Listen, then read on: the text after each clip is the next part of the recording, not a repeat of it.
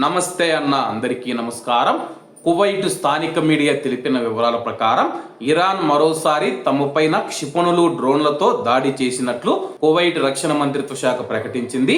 ఈ దాడుల్లో పలువురు ప్రజలు తీవ్రంగా గాయపడగా కొన్ని భవనాలు దెబ్బతిన్నాయని తెలిపింది. డ్రోన్ల శకలాలు పడడంతో కువైట్ లోని సోషల్ సెక్యూరిటీ టవర్ కు మంటలు అంటుకున్నట్లు వెల్లడి.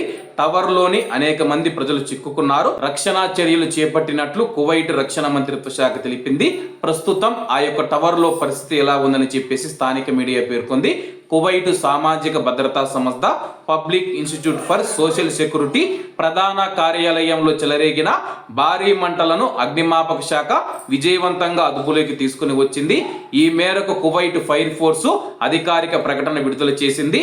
డ్రోన్ దాడి కారణంగా భవనం పై అంతస్తులో మంటలు చెలరేగడంతో అగ్నిమాపక దళాలు తక్షణమే రంగంలోకి దిగాయి. ఎంతో శ్రమించి మంటలు ఇతర విభాగాలకు వ్యాపించకుండా నియంత్రించగలిగారు.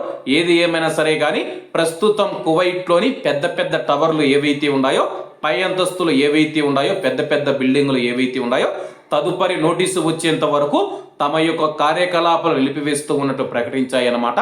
ప్రస్తుతం మనం చూసుకుంటే కానీ ఇరాన్ అధ్యక్షుడు ప్రకటన చేసిన తర్వాత కూడా ఇరాన్ దాడులు చేస్తూ ఉంది.